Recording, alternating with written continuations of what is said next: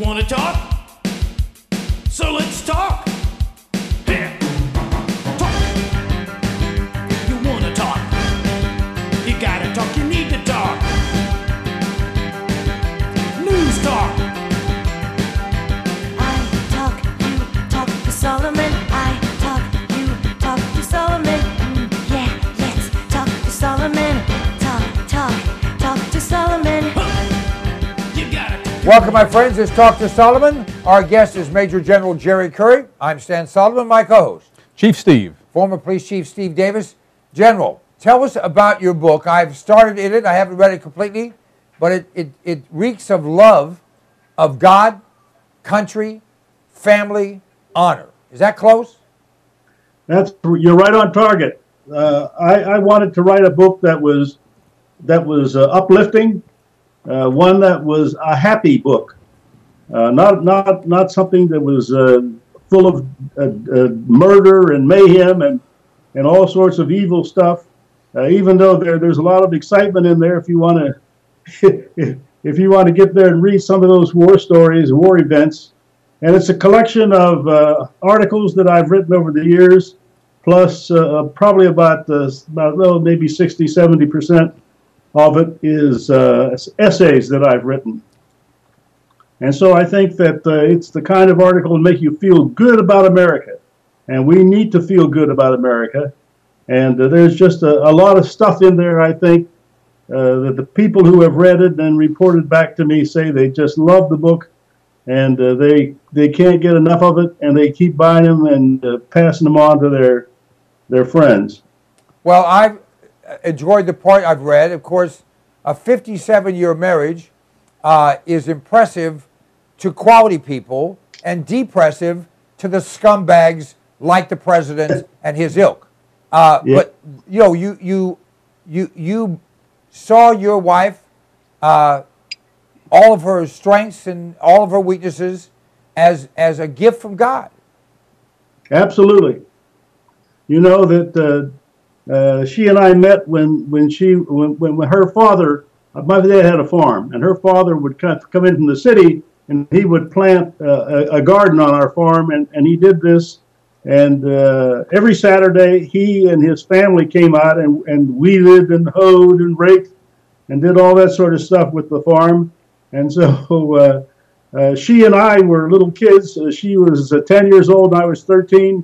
And I would go out and play with her for a couple hours, and then they would all go back, and I'd see her the next Saturday. And I was a very smart young man. I had great intelligence above and beyond my years. And at the end of the summer, I proposed marriage. And she was 10 years old, and she agreed and accepted marriage, said I thought that was a good idea. And so we dated throughout high school, and then when she finished high school, the two of us got married, and I took her off to Europe. She was 19 years old at the time. Took her over to Germany. The nation over there was just destroyed, as you know. The cities were all in ruins everywhere. But anyway, I took her over there, and she was 19 years old, and I never forget it because they put us in a very large old German house that was confiscated from probably the SS or something, and they put us in that house, and we had live-in servants. And here's this American girl, 19 years old, live-in servants, and she never missed a beat. I mean, it took her about a week. And after about a week, she was fully adjusted. She understood that she gave orders and everybody else followed them, and she liked it. Well, and of course, she had them and you to order around. I understand. Yeah, she did. She did. All right, now, loving America, wanting the best for America, doesn't necessarily translate into singing a lullaby. Right, Chief? Absolutely. No, America was not won with, you mentioned a card game earlier, not on a card game and not with a fairy tale. It was won with a revolution. That's how America got started. It oftentimes takes a lot of grit, hard work, and sometimes war to accomplish the right thing. And we've had more than a few things happen since that start. You know, the revolution wasn't the end. it was the beginning. I think a lot of people feel that somehow we have a right to the highest living standard on the globe. We have a right to have our voices heard and to have ourselves respected.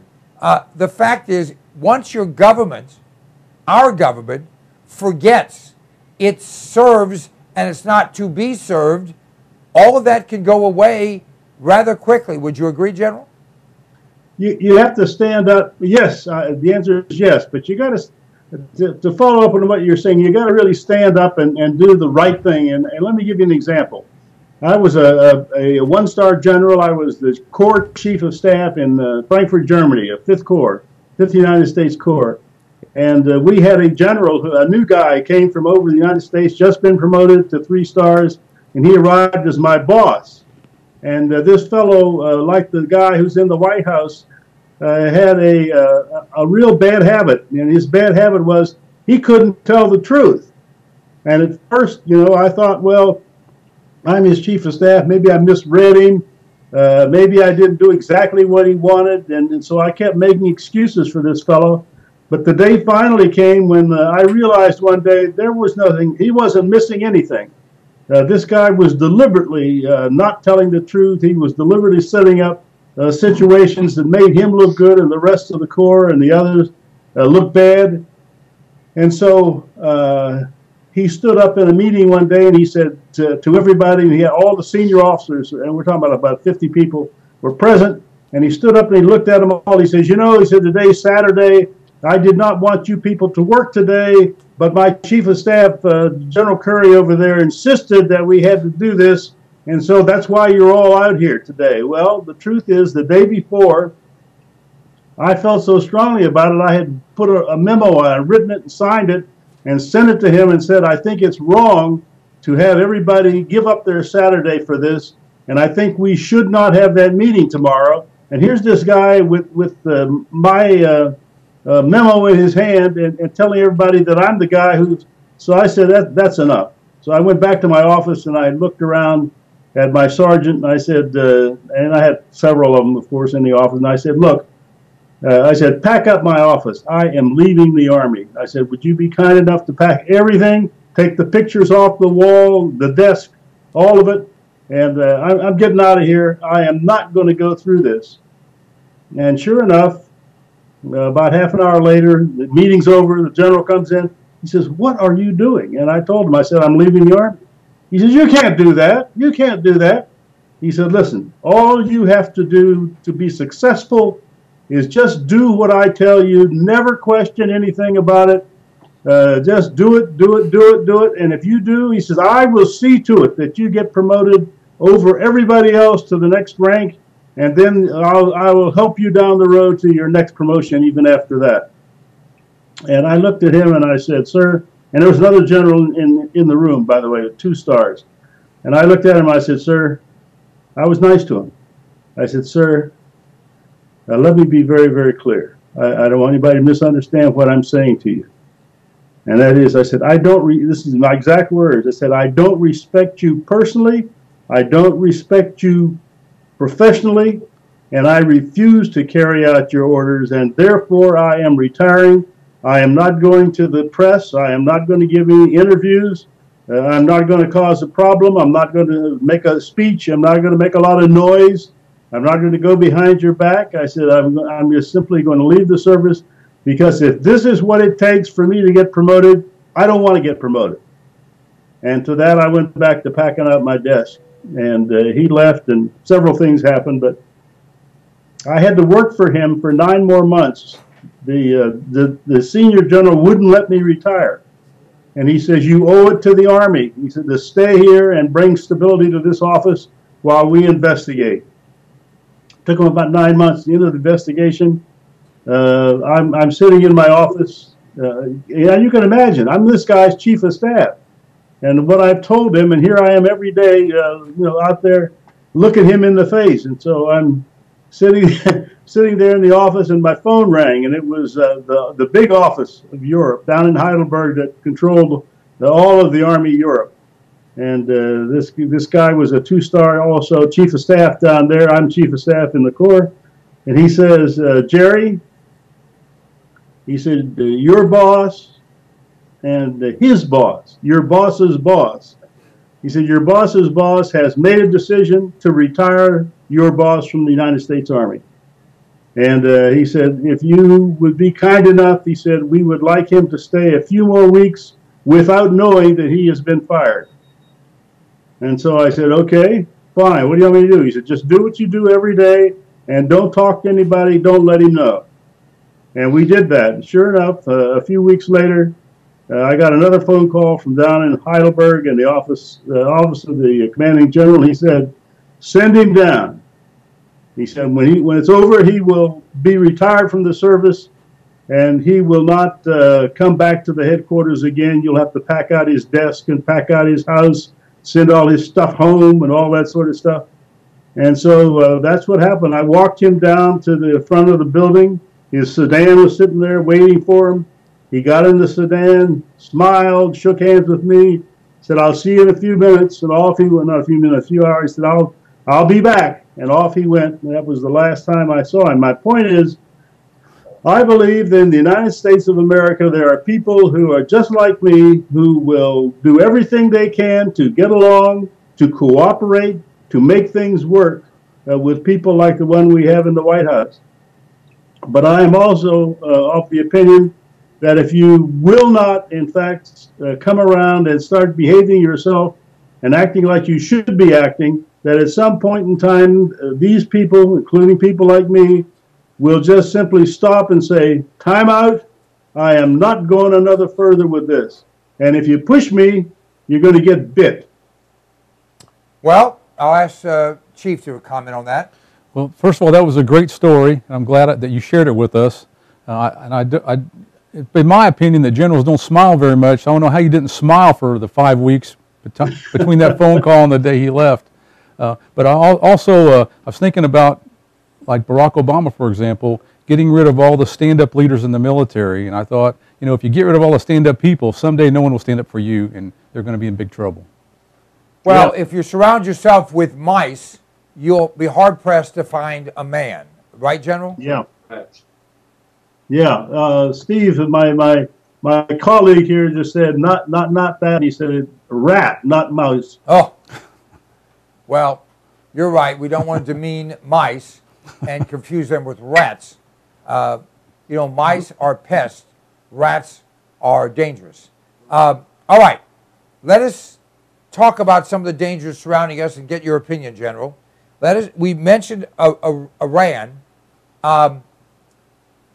What do you see transpiring with Iran over the next year? And then I'd like to go to Russia. You know, the famous comment, which the media ignored, where Barack Obama, not knowing people would overhear him, was saying to Medvedev, just tell Putin that I'll have more flexibility after the election. What do you think that means? We'll start with Iran, then go to Russia. Iran intends to dominate the Middle East, all of it. They think that Saudi Arabia, for example, should be subservient to them, Jordan, all of those countries, Egypt, and that's what their intention is all about. They want nuclear weapons, not so much that they want to use nuclear weapons. They want nuclear weapons because they believe that with the power and the influence those nuclear weapons give them, they can take charge of the Middle East, and it's all theirs. People will bow to them and do what they want, and chances are they will, pretty much. Unfortunately, we have a president, and this young lady, Wright, who is is that her name? Rice. That's Rice. What it is. Susan Rice. Yeah, Susan Rice. She's the one from the United Nations. They're talking today about making her Secretary of State, replacing Hillary. That has got to be one of the worst decisions I've ever heard. I hope it doesn't come about. But if it does, we will all regret that. This is the lady who stood up there in front of the United Nations and told them that Benghazi was called by this movie. And knowing at the time that she told them that it was caused totally by terrorists. So I think that we've got a terrible time in the Middle East coming. We've got a terrible time with the Iranians coming. And I believe we have a president who will simply bow down to their wishes and will not do anything to oppose them. Now, let me throw in a thought, and then maybe Chief has a comment. Iranians are Persians. Yes. Iraqis, Saudis, and all the other nations in that area are Arab. Yeah, except Egypt. Well, Egypt is not, nor the Pakistanis. But my point is, and the Pakistanis, of course, have their own nukes, and they're the only ones with nukes, and I don't know that they're so anxious to have Iran on an equal basis with them. They're not. If you get 3 Arabs together, you have 7 opinions and 2 homicides. Yeah. So I think that, of course, we have an idiot in the White House. We have an idiot, a bigger idiot as vice president. We have a moron as current Secretary of State, and they want a bigger moron to become Secretary of State. But I think our group of fumbling, deviants, haven't a clue what will happen. And once Iran gets to a certain level, I think you will see the outbreak of war. I think that the Al-Qaeda that are trying to overthrow Syria, and I'm no friend of the Syria regime, but I think you're going to see the Saudis join with others to keep Iran from being in a dominant position, and I think you're going to see all-out war. And I don't think people understand the Samson option that Israel has, and that is that Israel, if it feels there's no upside, they will take out 500 million people and wipe out the entire Middle East. They have the ability to do so, and they've already said they will. But all Arabs are idiots, and the Iranians are even bigger idiots. Some thoughts on that? Chief, you want to handle that one? No, well, sure, I can start. But first, I'd like to make an analogy. It seems to me that Susan Rice has a lot in common with that three-star general you used to work for, willing to compromise their principles in order to get their own way. So, which is and hopefully she'll get the same boot that three-star general got in your story. But it's just been my opinion that the Middle Eastern Muslims, they're not happy unless they're fighting and killing somebody. And so they're more than happy to fight and kill each other. So anyone that's around them when they start fighting is going to be in the fray.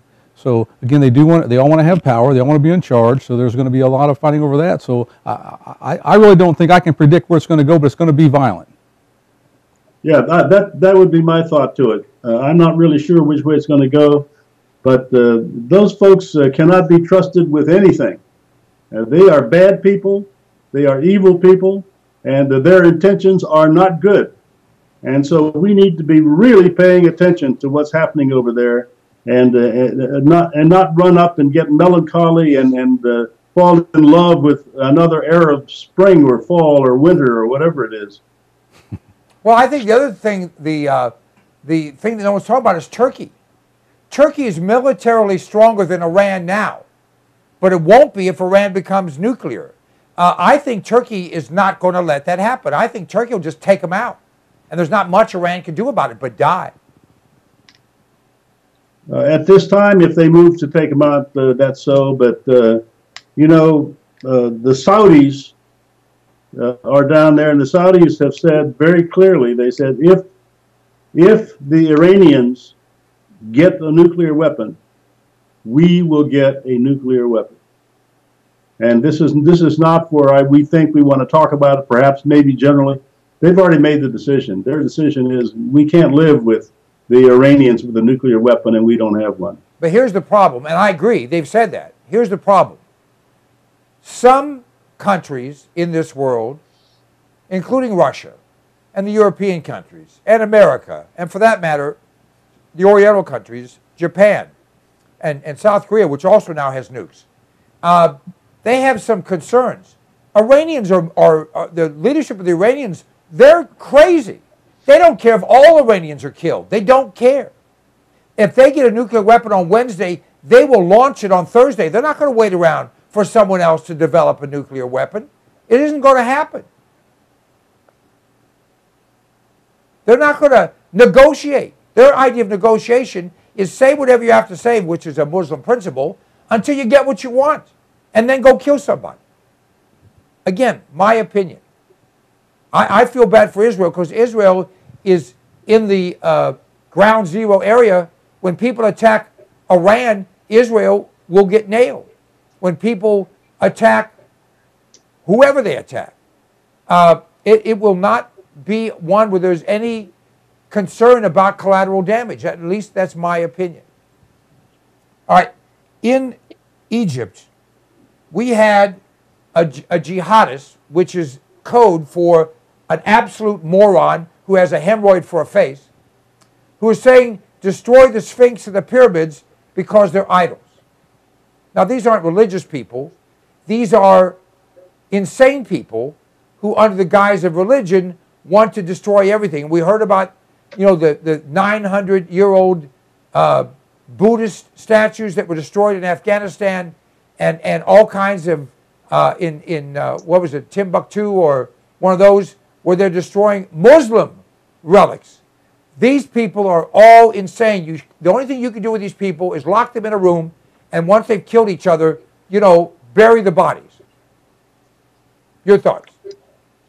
I think you need to dig a lot of graves. These people are insane, and you know, they have a martyr complex. They like the idea of killing themselves. They like the idea of killing other people at the same time. They don't see anything wrong with blowing up themselves. These people, they have no business in the civilized world. And contrary to what a lot of people think, you aren't going to civilize these people. They have no intention of going down that road. They don't want it.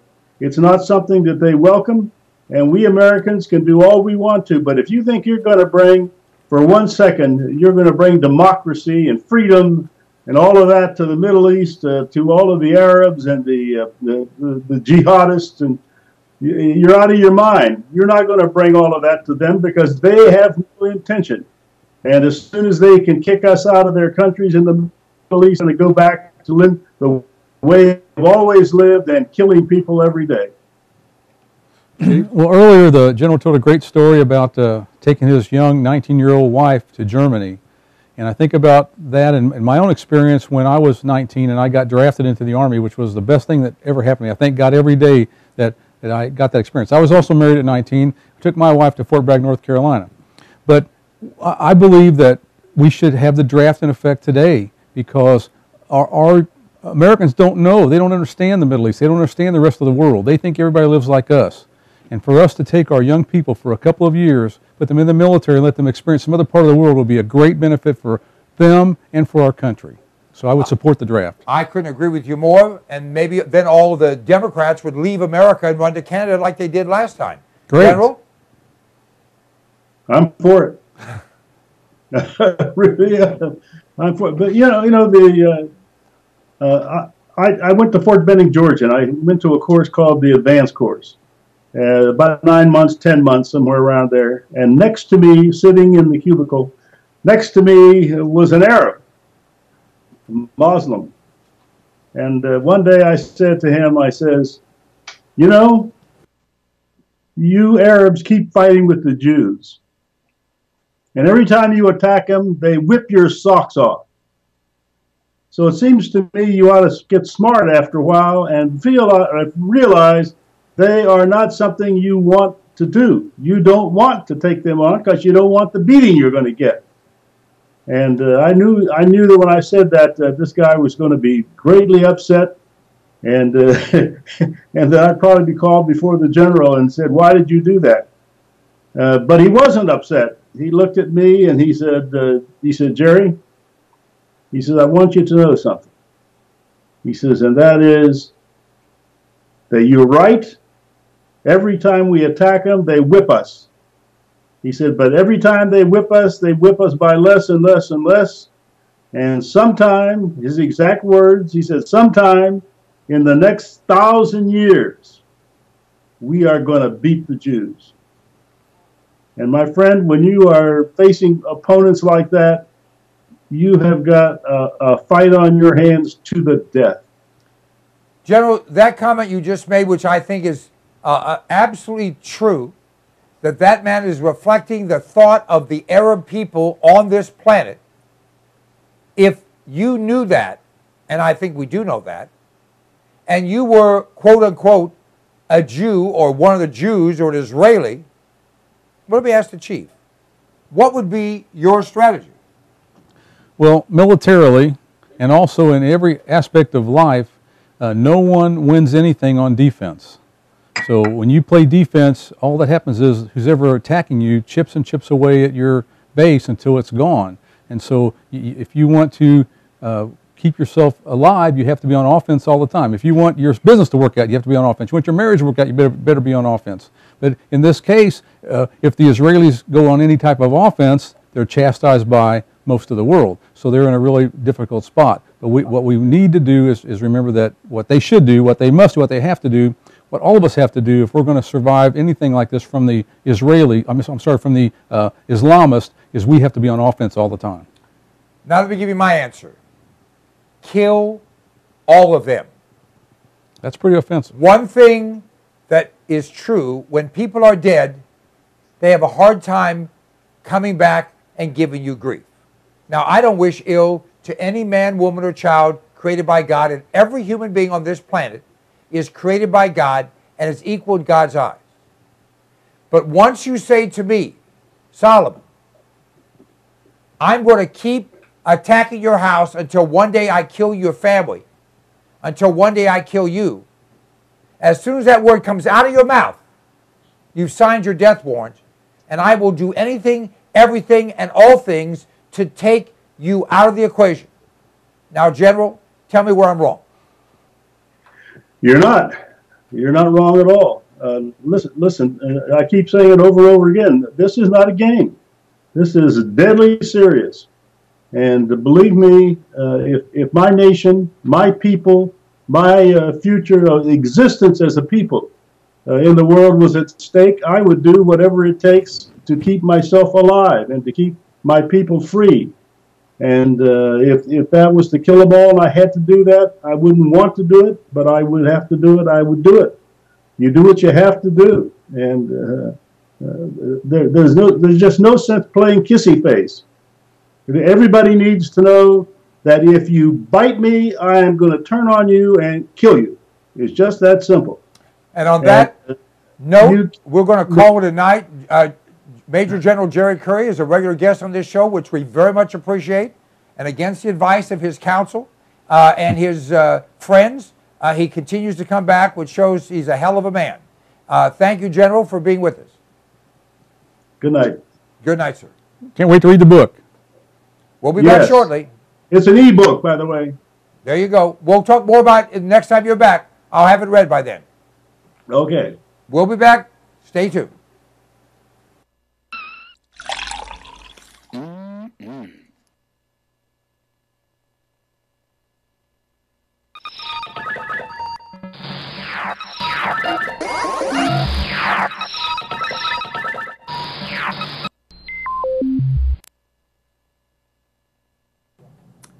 Do you have a cell phone? I do. In fact, everyone I know does. There's only one problem with cell phones. They're too damn high. You remember that guy. With me is Ted Williams, one of America's experts on cell phones, and a guy who's been responsible, along with his company, for hundreds of thousands of people saving money on cell phones. Ted, thank you for joining us. Talk to us. Well, I tell you, Stan, right now, every dollar a person can save is a dollar earned. I'm telling you, in this economy, the price of gas and the unsure situation with employment, our business is tailor-made, and our cell phone packages are tailor-made to help everyone out. All right, let's state a few facts. Unlimited service isn't unlimited service anymore, right or wrong? It's right for a lot of the big carriers that you're familiar with, but our company has got truly unlimited talk, text, and web. We don't slow speeds down. We don't charge you after 1 or 2 gigabytes. It's truly unlimited, running on a nationwide network with roaming options if people want it. And to get unlimited service, which many people use today in their business, you're going to spend $120, $130, $140. How do you compare? We've got plans that start at $20 with rollover minutes, and our truly unlimited talk, text, and web plan is $59 a month. Again, no limits on the data, and the exciting thing is you can earn, as a customer, you can earn free service by simply referring a few customers to us. That earns you free service potentially for the rest of your life. Now, let me make sure I'm hearing this correctly. Without paying money, without being in the business, simply if you're a customer, at whatever the customer costs are, and I assume there are no deposits or that type of thing, that if you refer a few friends and they get service, you can earn free service for yourself? Absolutely. It's, as you said, no contract, no deposit, no credit check, and we have many payment options. They can be auto billed, auto debited, phone in and make your payment over the phone, or a lot of options on how to pay the bill. But truly unlimited talk, text, and web available to you for $59 a month, and if you refer a few friends, totally free. Now, two other questions. You said roaming is an option. How much does it cost? If you have unlimited nationwide roaming, it would be an additional $20 if you need you're it. still only $79. Correct. But you may not need it because we are on the nationwide network. Okay. And the second thing is, do you only have dial-up phones that you have to carry in a suitcase, or do you actually have the latest and greatest Droid phones? We have Android phones are the hottest selling items right now on our site, but we also cater to those people that all they have a need for is a simple flip phone. So you can go from the top of the line phone to a free phone. And are you competitive on those prices? Absolutely. The phones, most people don't realize this, but the phone prices you hear on television are tied into contracts. We don't have a contract. So our phone, you buy it, you own it, and you pay the real price. The way you can find out how competitive it is simply ask any of those big 3 or 4 companies, what is the price of the phone if I don't have to sign a contract? And they'll tell you many of those Android phones are $400. There you go. All right, folks, you can get more information by dialing 1-800-299-8362, or just go to cpnlive.com and click on the icon that says Get Free Phone Service. Free. Free. I can afford free. Can you? Free is good. Thanks.